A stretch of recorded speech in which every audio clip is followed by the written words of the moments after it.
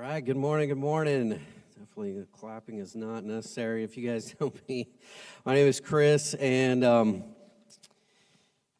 I'm excited to be here, excited to share a message with you guys, and thank you for coming. And if you guys don't know me or you weren't expecting me to speak, don't worry. I have some guests that they came in the back. They brought some rotten tomatoes, so if you don't like the message, you can just throw those. Dwayne, lock the doors. No, just kidding. But if you guys do know me, I actually I own a RV repair business, and I have the blessing of getting to meet a lot of new people almost every day.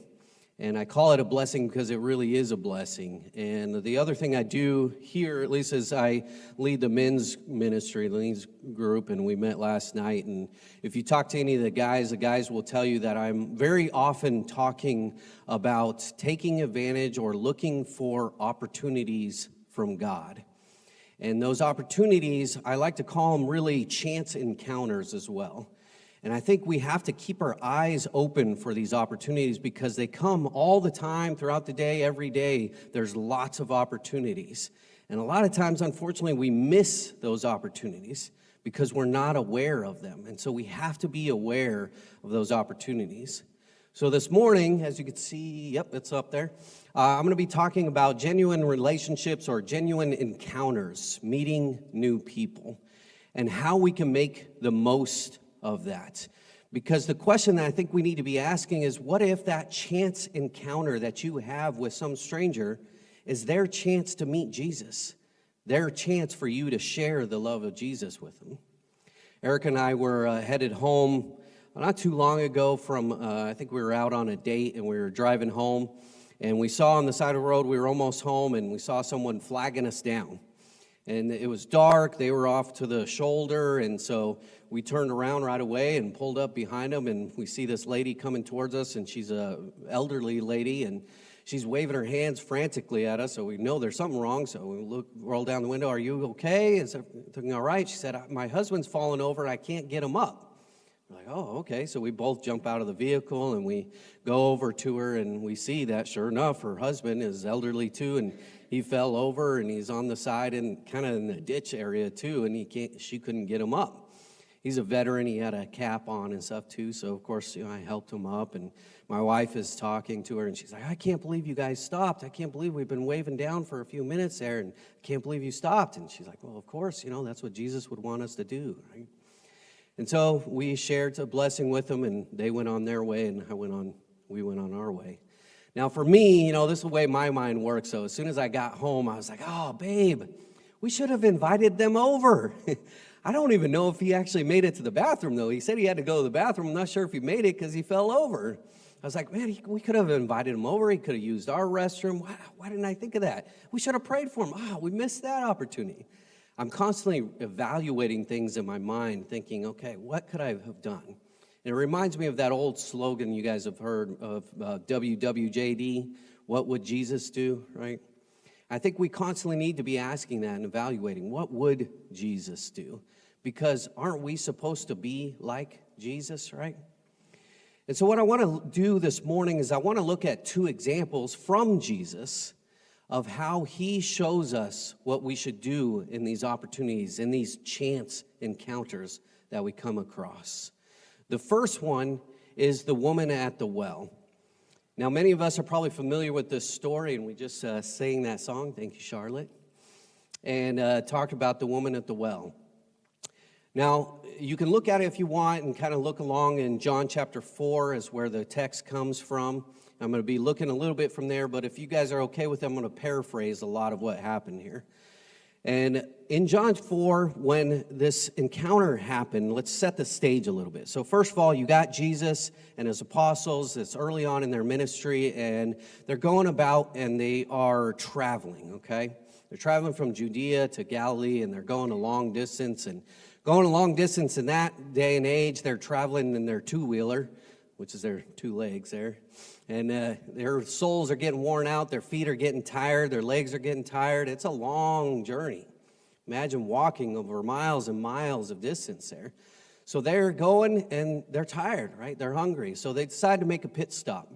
They're close to Samaria, so the apostles say, we're going to go get some food. And Jesus says, okay, well, I'm going to sit right here. I'm going to stay here by this well. You guys go on ahead.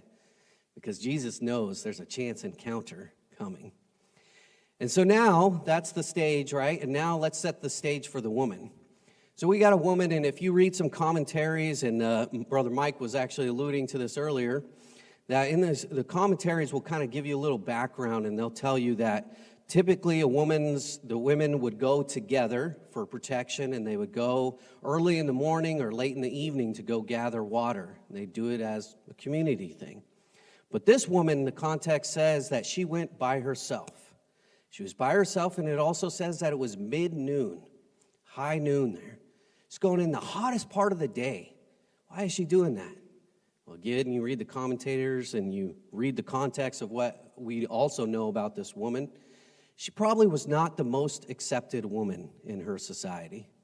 She was probably not admired very much. She probably was looked down upon. She was probably disgraced. She probably felt ashamed, and she wanted to avoid that shame, those shameful looks, those judgmental stares, the whispers of the ladies whispering behind her back of, oh, this woman again, can you believe her? So to avoid that, she realized that she needed to go the hottest part of the day because no one else was dumb enough to go that time of the day. So she went then, and that's where she went. So now I want you to imagine with me that this woman is going up the hill, and she's going to this well, and she's trying to be alone, trying to get this done because she's got to do it. And off in the distance, she sees a figure. Oh, man, is that Mary? Oh, I hope that's not Mary. She doesn't want to run into anyone, right? She gets a little closer, and she sees, oh, it's a man. Oh, great. I got to deal with a man now judging me. I don't want to see that. She gets a little closer, and she sees, not only is it a man, it's a Jew. Oh, great. This high and mighty Jew is going to be here judging me. As if I don't get enough judgment from my own town. Now I got to get some judgment from this Jew. She gets closer and closer, and then she gets to the well. Now, let's pause for a moment, and let's look at Jesus' scenario. Jesus, as we mentioned, had already been traveling a long distance. He's tired as well. He's hungry. The apostles went to go get some food. He's thirsty, and he sees this woman coming. What happens in these chance encounters when we see someone that's irritated? You could see it on their face, right? You could see them coming a mile away, and you know this woman probably had that face, and she's getting closer. She's looking down. She doesn't want him to look at her. She doesn't want to make eye contact. As soon as she gets close, her face is down. I got to get this over with. Let me get my water and get out of here as quick as I can. But Jesus, probably knowing Jesus, looks at her and smiles. She quickly looks away. I don't want to take that. And as she gets closer, even though Jesus is hungry, even though Jesus is tired too, he takes the time, and that is the first key here. He's open to this encounter with Jesus. Key number one that he teaches us is to be open to the encounters. And he asks her, can you give me some water? That's the first key. Have you guys, any of you guys ever heard of that acronym called HALT? It's an AA term that they use in AA. HALT is hungry, angry, lonely, and tired.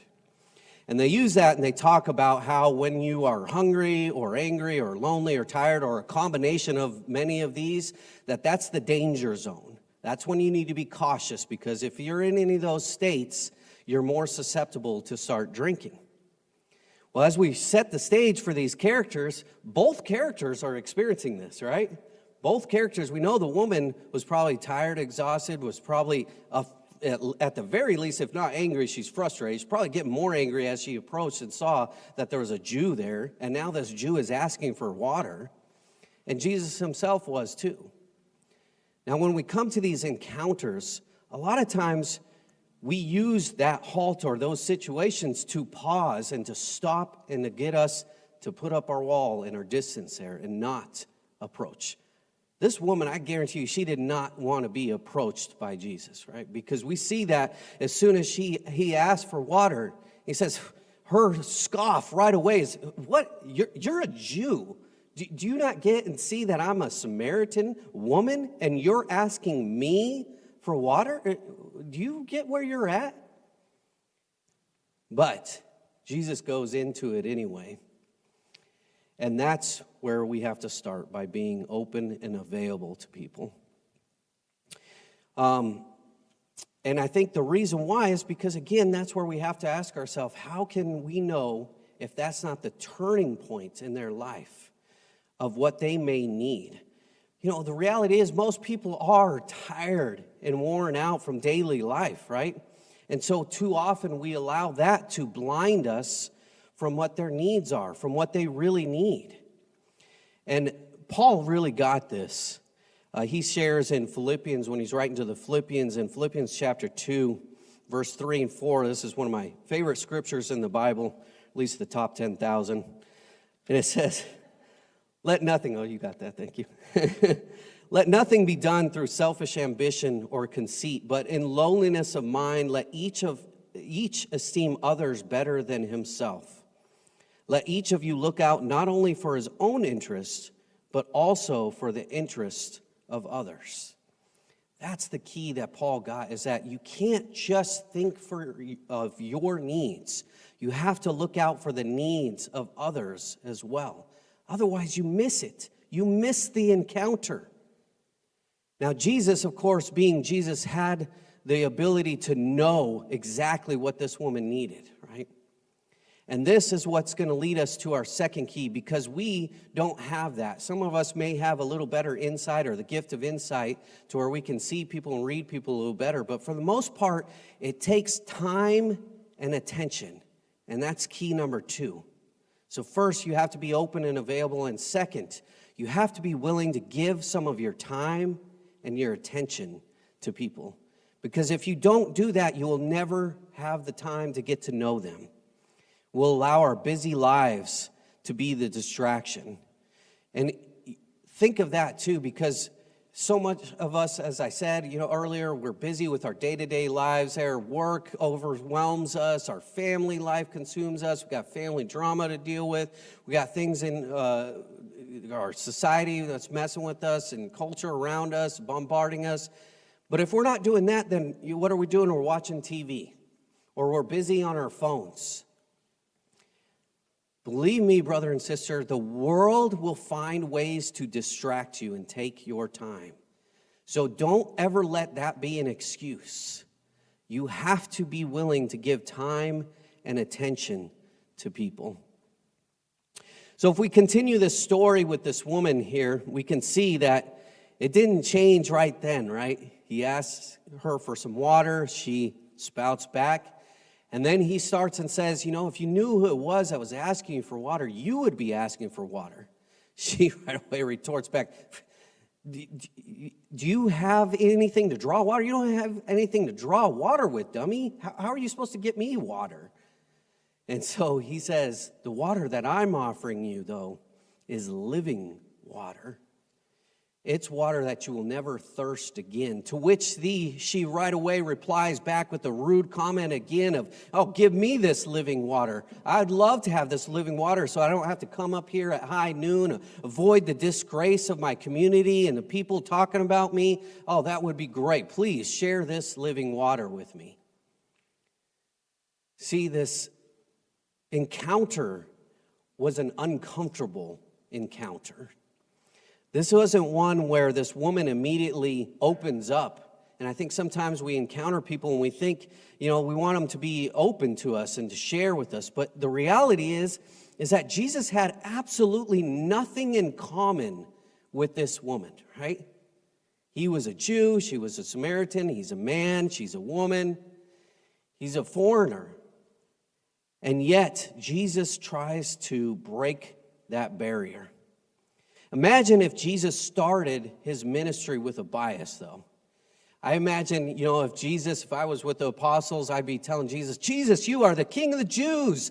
Let's get this ministry started. Let's go to Jerusalem. We're going to start there. We're going to rile people up, and we're going to get people. We're going to march all through the land, and we're going to teach people all about Jesus and what your kingdom is and get it ready for it. What does Jesus do? He travels to a foreign land in Galilee and makes a pit stop at Samaria and starts his ministry with a woman, an outcast woman at the well. Wow, that just gives me goosebumps thinking of it. You see, the bigger challenge for us is that we often use our bias when we're giving people attention. We're only willing to give our attention to people that we have in common, have common ground with, right? You meet people and you get to know them there, you're talking to them, and you find out, oh, you have 5 kids? Oh, guess what? I got 5 kids. If you guys didn't know, I got 5 kids. Oh, you're married? Yeah, I'm married. Okay, let's see what else we have in common. You're from Colorado? I'm from Colorado. Oh, you work here? You did this type of job? I do that. We look for things in common, and when we find things in common, it makes it easy to strike up a conversation. But when you don't have that common ground, then it's easy to dismiss people. Then you think, well, I don't have much in common with you. It's nice knowing you. Good luck. Be on your way now. Now let me challenge it a little bit more, because now in our day and age, it's not just the common ground. Now it's the common politics that's the problem.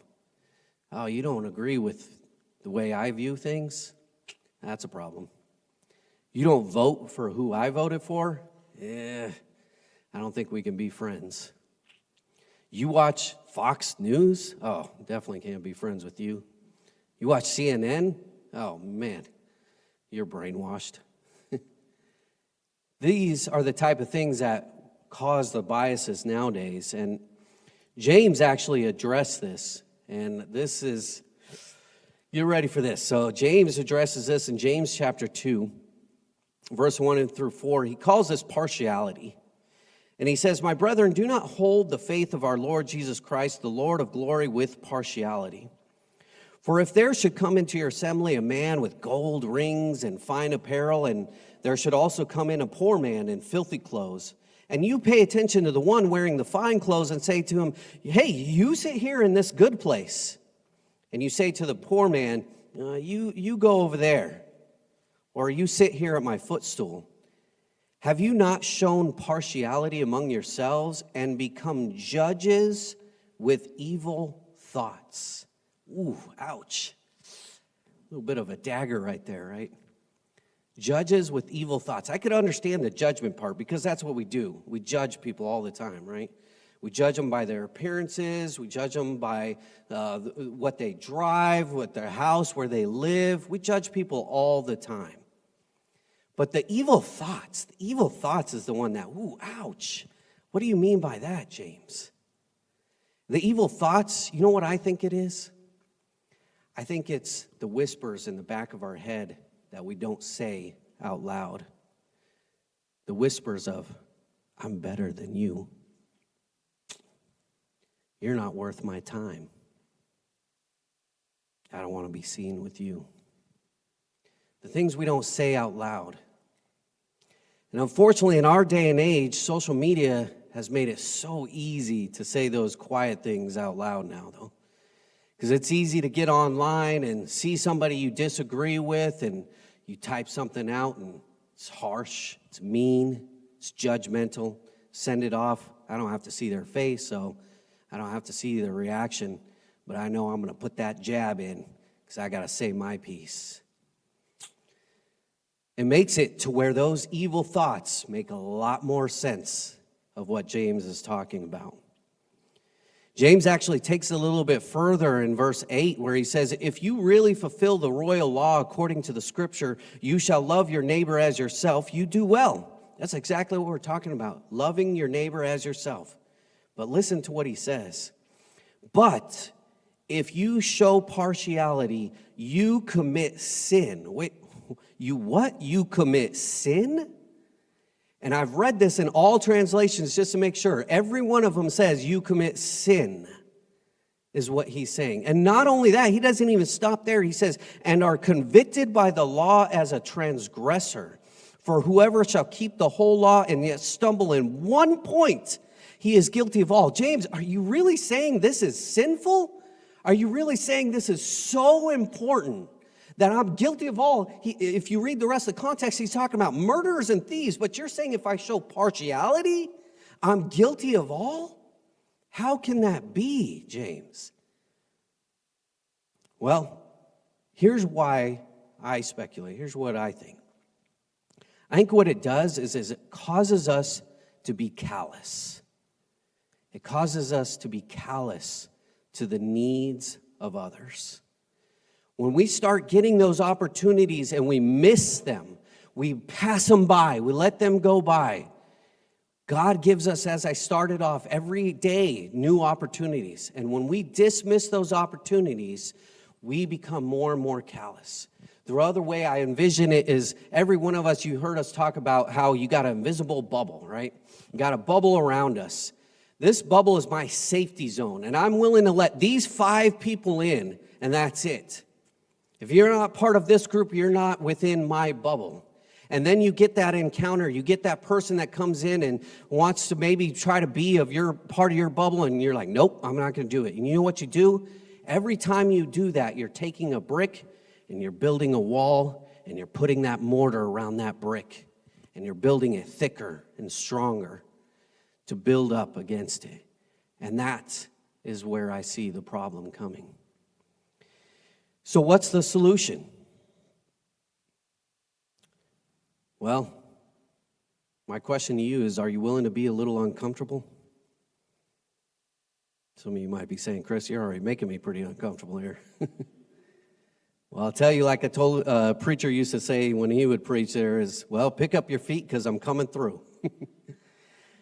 But we got to be a little uncomfortable. Because here's why. If you are, something miraculous can happen. Because that, my friend, is where Jesus is at. He comes to us in the uncomfortable places.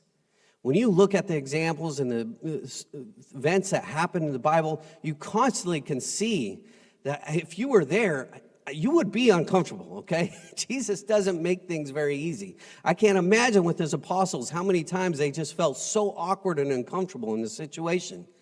But that's the way Jesus works. And here's the other key, is that people will start to open up when they start to realize you care.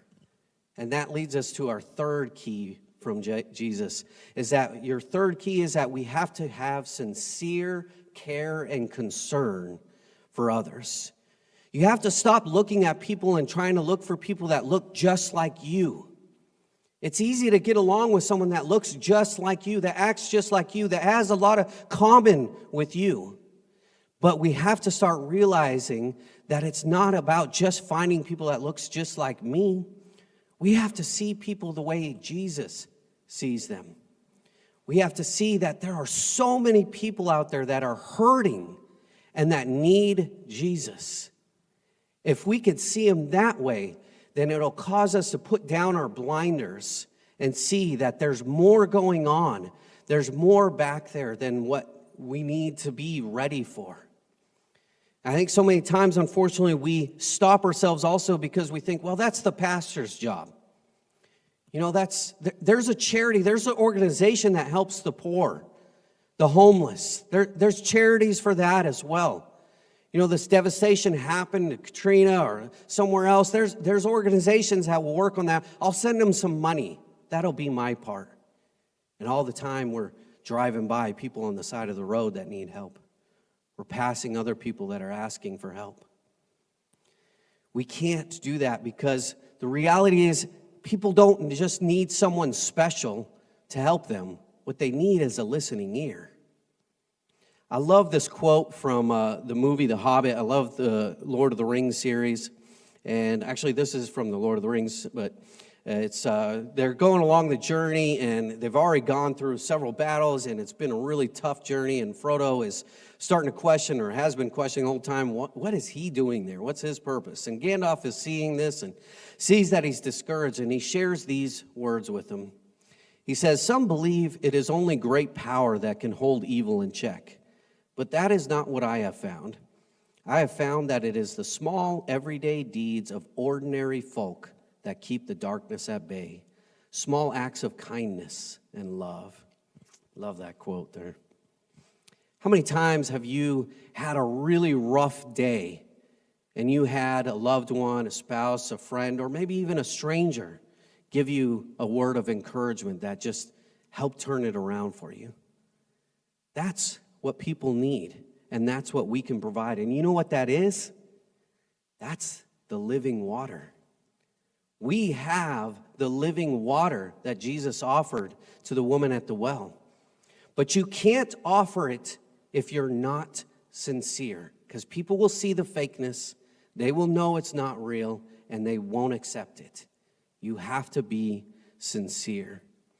Jesus had to break down those walls with that woman, right? And the context really shows that conversation went quite deeper than what we actually see in the scriptures. Because when she went away from that, rejoicing and excited, running into town, she said, "Come see this man who told me everything I've ever done." Well, as we know, the only thing in the context that it points out is he asked her, "Go get your husband," and she said, "I don't have a husband." Well, yeah, you don't. The 5 husbands you had before, the man you have now is not your husband. And she's like, "What? Wait, did Bernice tell you that?" She's like, "I still don't believe you." So now she's testing him one more time. She says, I think you're a prophet. I'm going to give you a test. You know, the Samaritans, we worship God here. You Jews say you got to worship in Jerusalem. What is it? You tell me if you're a prophet. And that's where he goes into explaining what real worship is. Where real worship is worshiping God in spirit and in truth. And then she finally starts to realize it, because then that's when he reveals that he is the Messiah. And she finally starts to get it. But it can't be just then. There had to be more. You know there's more to the conversation. She finally is starting to let her walls down, because she's finally seeing that he is sincere, that he's being open to her. He's being all those things we talked about. And he's wanting to give her the true living water.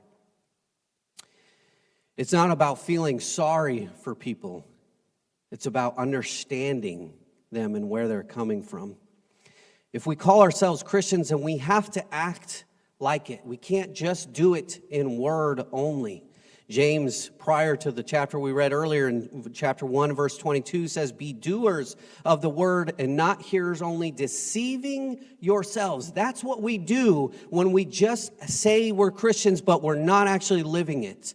That's what we do when we go to church on Sunday, but we walk out of these buildings there and we're not living it every day. That's what we do when we have a fish symbol on our vehicle and we want people to know we're Christians, but we're not really living it. We have to live it each and every day. And he says in verse 27, "Pure and undefiled religion before God and the Father is this, to visit orphans and widows in their trouble." He doesn't say, go visit your friends constantly and hang out with the people you get along with the most. That way you guys can encourage each other and you all get to heaven and you'll be great. No, he says, visit those that you're not even associated with, those that aren't like you, the orphans, the widows, people that are in trouble. That's who you need to visit. That's who you need to take some time and attention for. I want to close by sharing one more example from Jesus. This one I am going to read, and I'm going to talk about it afterwards. And this is found in Luke chapter 7. And as I'm reading this, you can read along with me if you want, Luke chapter 7, starting in verse 36. As I'm reading this, I want you to really pay attention to Jesus here. And I want you to pay attention to the 3 keys that we talked about. And I want you to notice where Jesus is open and available, key number 1. And I want you to notice the time and the attention that he gives to the other character in the story, key number 2. And I want you to notice how his sincere care and concern comes out. Verse 36, "Then one of the Pharisees asked him to eat with him, and he went to the Pharisee's house and sat down to eat. And behold, a woman in the city who was a sinner, when she knew that Jesus sat at the table in the Pharisee's house, brought an alabaster flask of fragrant oil and stood at his feet behind him weeping. And she began to wash his feet with her tears and wiped them with her hair of her head. And she kissed his feet and anointed them with fragrant oil. Now when the Pharisee who had invited him saw this, he spoke to himself, saying, This man, if he were a prophet, would know who and what manner of woman this is who is touching him, for she is a sinner. Jesus answered and said to him, Simon, I have something to say to you.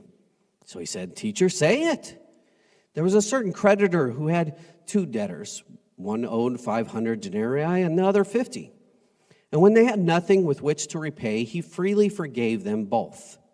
Tell me, therefore, which of them will love him more? Simon answered and said, Well, I suppose the one who he forgave more. And he said to him, You've rightly judged. Then he turned to the woman and said to Simon, Do you see this woman? I entered your house. You gave me no water for my feet, but she has washed my feet with her tears and wiped them with the hair of her head. You gave me no kiss, but this woman has not ceased to kiss my feet since the time I came in. You did not anoint my head with oil, but this woman has anointed my feet with fragrant oil. Therefore I say to you, her sins, which are many, are forgiven. For she loved much, but to whom a little is forgiven, the same loves little. Then he said to her, Your sins are forgiven. And those who sat at the table with him began to say to themselves, Who is this who even forgives sins? Then he said to the woman, Your faith has saved you. Go in peace. I love this story. I love the heart of the story. Allow me, if you will, to kind of dive into this a little deeper. Here we have Simon the Pharisee inviting Jesus over, and he's excited, and I guarantee you he's getting his 5 best friends there, the ones that he's close with, the ones he knows. He's feeling, guess what? I got Jesus. He's coming to my house. How important am I? I'm going to invite my best friends. Only the ones that I know will make a good image, make me look good. I'm going to clean the house. Everything's going to be decked out. His house is great shape there. I'm going to have the best food laid out for Jesus, and I'm going to tell him all about these things I've done. Oh, he's going to be so proud of me. He's going to make me look so good in front of everybody. I can't wait. And so he invites his friends. Jesus comes over. It says he reclines at the table, and this feast is out before him. They got this great food. And then all of a sudden now you have this woman. This woman hears about Jesus. This woman hears that Jesus, the Jesus who's performed miracles, the Jesus who forgives sins, he's come and he's in her town. And she thinks, oh, I'm not worthy, but it's Jesus. Here's my one chance. Here's my one chance at redemption. My one chance to try to get someone to notice me. And so she goes to her house. She doesn't have much. She gets her alabaster flask. Probably the stuff, perfume she uses to attract men at night. That's all she has, though. And she gets that and she brings it. She comes in dirty, ragged, dirty clothes. And she comes in, and now the scene has changed. The scene's changed where it's a familiar setting. It's one with my friends here. And now this woman comes in, dirty and ragged and crying. She sees Jesus. She doesn't look at anyone else. She knows that they know who she is. She immediately goes to Jesus, goes to his feet, doesn't dare look at him. She's ashamed. She lives a life of shame. She starts crying and sobbing. She looks around for a way to wash his feet. Looks to Simon maybe to get a pitcher of water or a rag to wash his feet. But nothing's offered to her because she's not worth even being there. So what does she do? She uses her own tears to wet his feet. She uses her own hair to dry them because she has nothing else. Simon then, seeing this, and all the rest of the guests see this, in embarrassment they look. Why is this woman ruining this great party that we had? Man, I really hope somebody will say something. Simon, I hope he'll say something because this is so embarrassing. And Simon starts thinking to himself, and we see exactly what he's thinking, that, man, maybe I made a mistake here. Maybe he doesn't know who this, does he think this is my sister or something? I mean, what's going on? Maybe he's not a prophet at all. Because if he was, he would know who this is. He would know what manner of life, of sin this woman has. and how she lived a sinful life. And she's coming at the feet of Jesus, and she's making a mockery and embarrassment of all of us. But before he can interrupt, before he can try to kick her out, Jesus interrupts. Jesus interrupts and tests him. Gets him to try to realize, and we don't know if he got it in that example. But what we do know, and this is my favorite part, is that he turns his attention to the woman. He turns his attention to the woman, away from Simon, the guest that invited him. And he says, you didn't even give me any water, nor did you give her water. But she's anointed my feet with her tears. She's wiped them with her hair. She hasn't stopped kissing me since I got here. She has a lot of sin, yes. And I can just see it now that he looks down at her, picks up her face, and says, your sins, my daughter, are forgiven.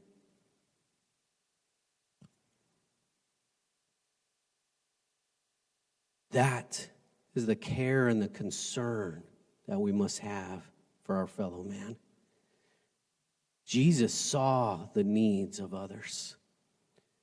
And for us, when those opportunities come, this is my challenge, this is my encouragement to you, brother and sister. Look for those opportunities. Don't look for what you have in common. Don't look for someone that you can just get along with. Look for the unique encounter to share the love of Jesus. We don't have the ability to forgive sins like Jesus did, but we do have the ability to offer living water to those that are in need. So look for those opportunities. I'll close out with a prayer from Lectio 365 that says, Father, help me to live this day to the full, being true to you in every way. Jesus, help me to give myself away to others, being kind to everyone I meet. Spirit, help me to love the lost, proclaiming Christ in all I do and say. Amen.